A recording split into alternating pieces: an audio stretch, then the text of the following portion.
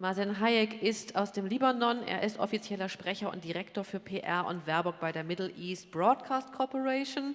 Und es heißt so schön die Konferenz durch den Blick des externen Beobachters. Mazen Hayek hat sich den heutigen Tag angehört, angesehen und wird mit uns seine Sicht der Dinge aus seiner Perspektive heraus teilen. Mazen Hayek.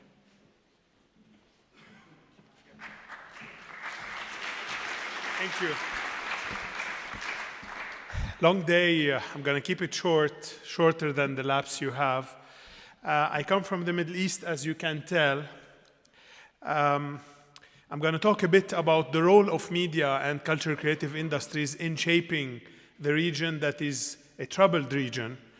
Try to put it in context of what I heard today. I heard from you things that really resonate well with me.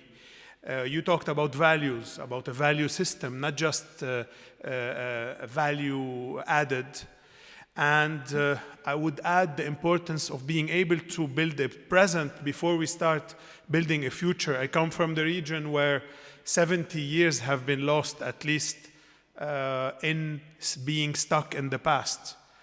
How to create an impact was mentioned during the day. That's what we do for a living. Every day we try and create a lasting impact so that people keep hope in days and nights when there's no reason to have hope. I heard you talking about the need to reconcile people with change. The Middle East region went through tough times. In 2011, there was Arab Spring that led to either a bloodshed or a new dictatorships, and the region's 60% population is under the age of 30. So they're looking at us in the media and culture and creative industries to try and help them recalibrate the future, the dream of the region. Knowledge is relational, you said, and I agree 100%, because isolation doesn't work, doesn't solve problems. We tried it in the Arab-Israeli conflict. I mean, yesterday I saw a minister of sports with the Israeli judo delegation in Abu Dhabi, in the UAE. We're seeing things changing compared to the last 70 years of standstill. So we obviously need more cultural, cross-cultural, cross-creative, cross-religious dialogue to happen. And I would add to you, based on the discussion we had on Europe, please don't take Europe for granted, because you have a jewel and there's a story to be told about Europe. If you are disappointed or you lose hope in Europe, what would you say to 350 million people living in the Middle East? Living cyclical wars, lack of development, bloodshed, highest youth unemployment, all the issues of the world you can think of. So let me just invite you to see how we do every day, to imagine a world where hope wins over fear. We saw it in France with the election of President Macron. We saw a lot of hope versus fear victories. And let me tell you how we do it, where a young designer of very humble beginnings dazzles with his creations, where a teenage girl from a very troubled city in Beirut, in Lebanon, called Tripoli, really where extremists were trying to change the identity of the city, amazes with her angelic voice. When a talented chef impresses with his refined culinary art, and where a veiled Muslim woman from a very rural village in Jordan, wearing her hijab, is able to win a singing contest watched by 100 million viewers. And finally, I invite you to imagine a world where a young Christian from Bethlehem, which is the birthplace of Jesus Christ, becoming Arab Idol by thousands of votes, hundreds of thousands of votes from non-Christians in a very troubled region, live on a Saudi network. I'll show you this video now.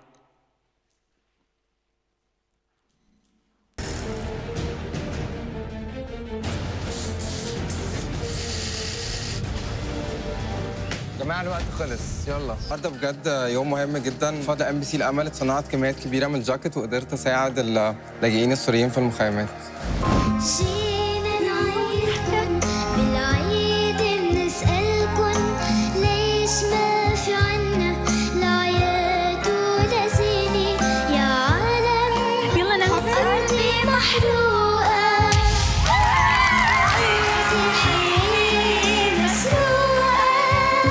لما عرفت إنه رح شارك بذا فويس كيدز حسيت إنه في عندي أمل.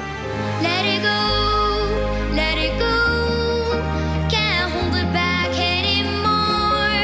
Let it go, let it go. أنا ببكي ومن قلب محروق عبلادي وعولادي اللي صاروا فيها غراب. يا بلاد. عارف حبيبي بس لما طل بشعر أنا إنه الدنيا صارت ضحك عالحلم. والليلة رح نحتفل بأحلى صوت بالعالم العربي بالموسم الثالث، نداء جرارة. محمد عساف. Mohammed Assaf, a 23-year-old from Gaza, was crowned this year's Arab Idol. He's been made a special ambassador for the UN Refugee Agency. Goodwill Ambassador for UNRWA, its first and so far only Goodwill Ambassador. He became a symbol of hope, Mohammed Assaf. اليوم دور واحد فيكم يحقق حلمه. احلموا وما تخلوا أي حدا يوقف قدام أحلامكم.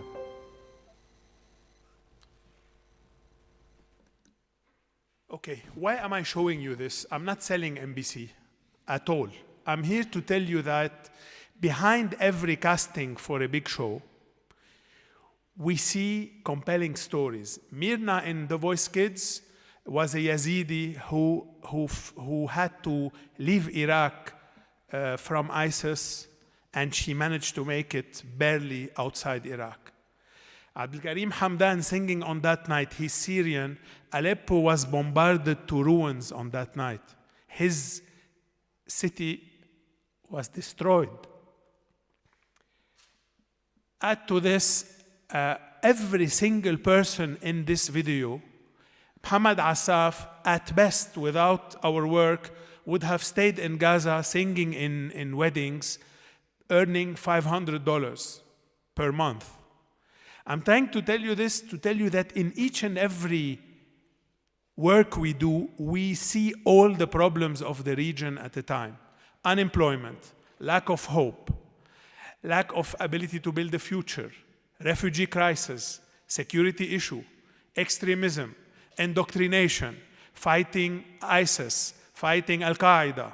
Everything we do, every day, every second of the day, is a challenge to be able to tell people there is hope.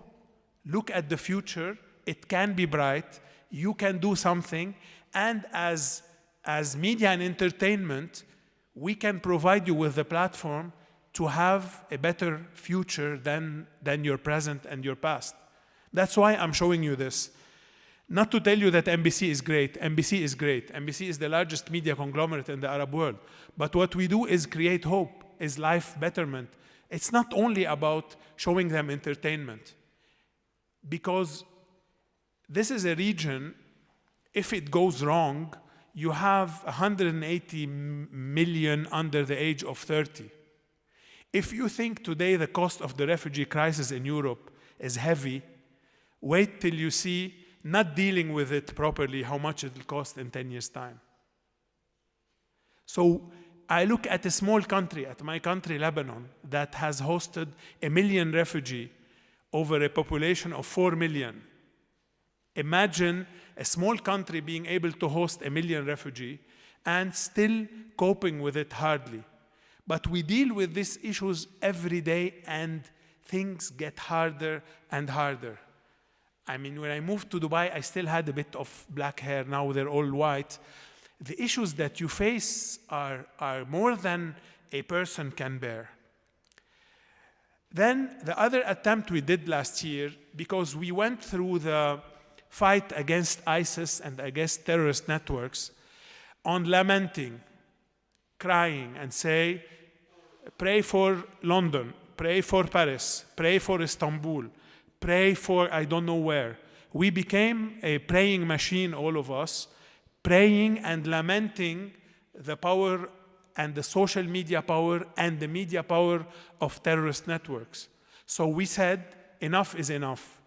Enough of dealing with terrorist networks as they are the big storytellers in the region. We're the largest media group. We're going to show the populations the power of media, of entertainment, and how we can say enough is enough for terrorist networks. And we did it. I'll show you 2 videos.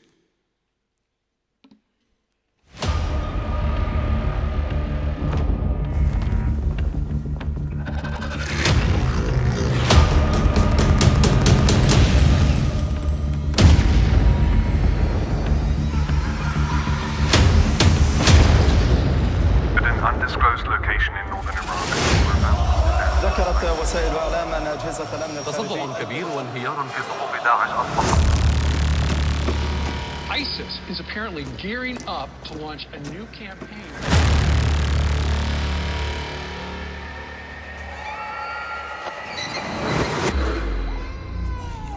أبايع أمير المؤمنين أبا بكر البغدادي خليفة المسلمين السمع والطاعة في العسر واليسر وأن أبذل نفسي وكل ما أملك في الدولة الإسلامية.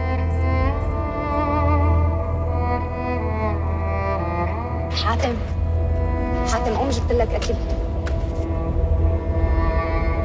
قوم جبت لك الأكل. قلت لي إنك جوعان.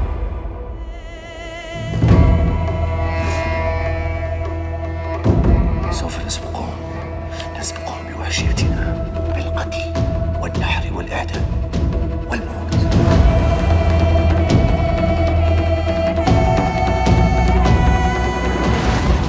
عندما تصل إلى هناك وتصبح مع فتيان الجنة سيعطونك رشاشا حقيقيا. انت فاكر هم يحموك مني؟ اقسم بالله ما انت عايز اذبحك. عايز تقتل البطل مشان بدك 9 اشهر. أبيك تروح للحين وتعلم أن المقداد قاعد يرتكب الفاحشة مع الأطفال. والله لو ألقنك درسا لن تنساه. بدي إياك تقاتل مع المجاهدين. فهمت؟ دراما عن أحداث واقعية. غرابيب سود. So basically we wanted to show the ugly face of terrorism through drama, through fiction, based on real stories that we sourced out of intelligence and security apparatuses to get real stories of people who either got recruited or abused or returned from the field. And we focused, you will see in the second video, on the ugly face of terrorism versus women and children.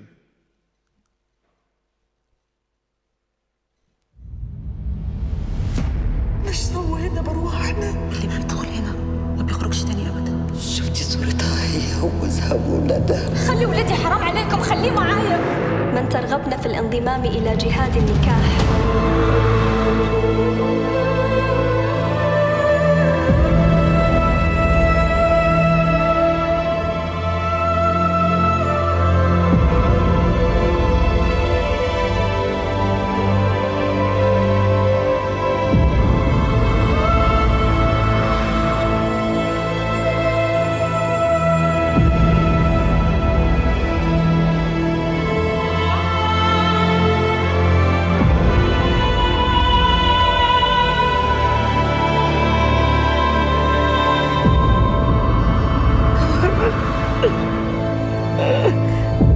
دراما عن أحداث واقعية. غرابيب سود. Okay. Basically, I told you I'm not here to sell. I just wanted to tell you that we're used to bad news, 70 years of bad news, and we've discovered that the worse the news, the more and the faster it travels. And the Middle East is constantly battling with the no, we cannot culture. Why is this relevant to the audience here? Why am I telling you this? I just want to remember that we have a mission. We're not just content creators. We have commitments to our societies. When we face existential threats like terrorism, like cyclical wars, like the lack of development, of ability to build the future, the role of media, of entertainment, of the creative community becomes existential. It's not anymore optional. It's not like we go to an office and enjoy a salary and leave at the end of the day. You have to fight across the board on more liberties, on more freedoms, on more ability to challenge the status quo and the ability to change. And I come from a region where a normal journalist, I've always said that, navigates between a blank check and the car bomb all the time. If you're a journalist and you want to do your job, you have to deal with a wide range of intimidation tools that vary from positive ones, positive which are intimidation, soft intimidation, and hard intimidations. And we've lost colleagues in Iraq and Lebanon and across the region trying to tell the stories of the region. I know you're tired. I'm not gonna stay for long. I just want to tell you that our region lives on a bit of hope. Hence, when Europe started talking about the refugee crisis, it only talked about it when it came with a security imperative, when there were attacks, when bombs were detonated, when the debate on immigration and refugee crisis became also existential for Europe. And then suddenly, a country like Lebanon, who hosts 1 million refugees, no one cared about it, and suddenly the whole Europe cannot accommodate 1 million refugees, as much as Lebanon alone, who is bankrupt, who has no government, who has no resources, has accommodated by itself.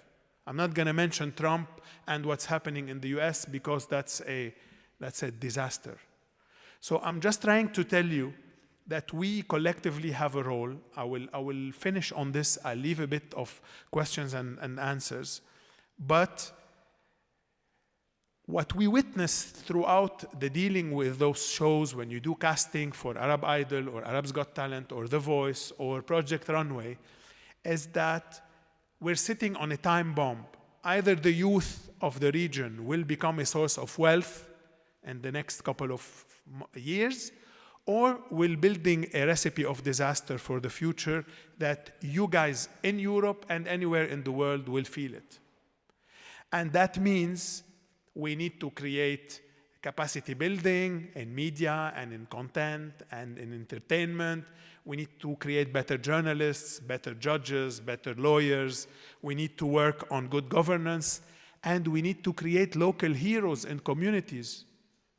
I mean, we saw how terrorist networks portray themselves in societies. They portray themselves as heroes.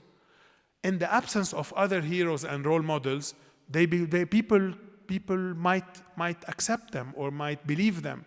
So we have to tell them every day that these are not heroes. These are villains who portray themselves as heroes, whereas these are your real heroes. So we help create new heroes in society, new role models, new people, new kind of leadership that the region needs.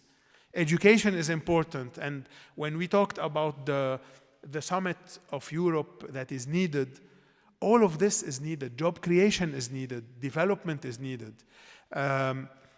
Mostly conflict prevention is needed. I come from a region that has a big war every 2-3 years, over 70 years, from the creation of the State of Israel to date, till the Syrian crisis and Yemen. You have a major war every 2 or 3 years. You know what that means in terms of human losses, of lack of economic development, of brain drain, of immigration, and of serious security problems that are being exported to Europe and the world. So I just want to tell you that we're going to keep the flame of hope alive as long as I'm with MBC or as long as MBC exists. That's what we do every day. But we need you also to keep the flame of hope alive when it comes to building a stronger Europe that believes in multi-party world where we can rely on someone, because the youth of the region, when they jump on a boat to leave as refugees, they can't look back. They have nothing to look back. They're leaving and they're looking at death behind them. So you're maybe absorbing people who are dead men and dead women walking, and you're giving them a chance for another life. Thank you.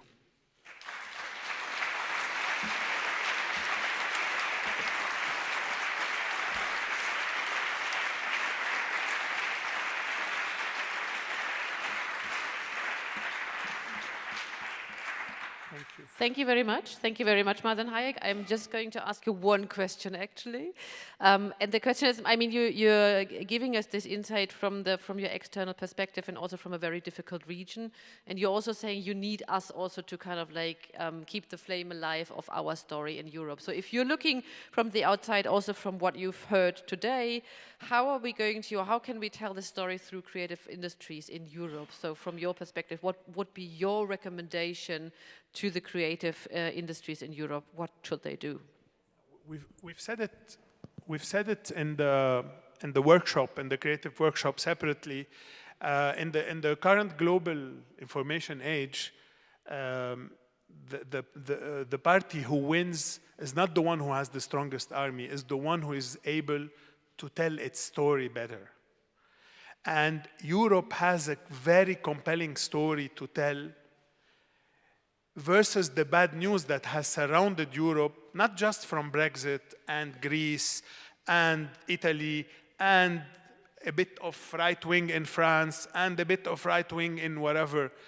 Europe has an amazing story to tell, and creative people, creative community in Europe need to focus on the centers of excellence that are amazing in Europe and tell the story of the new Europe, not just to the European countries, but to those who look at you as a beacon of tolerance, of liberties, of democracy, of the best business schools are in Europe, best industries. I mean, I gave the example of the Airbus.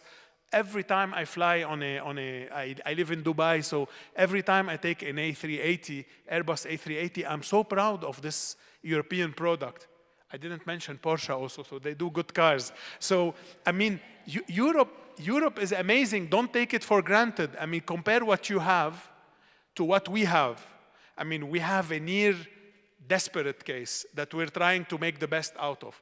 You have an amazing case. You just need to tighten the screws a bit and tell the story in a creative way, whether Eurovision, whether in a bigger Arte, whether Netflix, a new Netflix of Europe, whether producing hundreds of series the way Netflix does.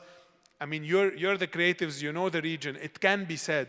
But don't let go on Europe versus this new trend of small identities and retrenchment and caving in, and each country goes smaller than what it is, and we're going to lose Europe. And to gain what? Thank you very much, Mazen Hayek. Thank you for your perspective. Thank you.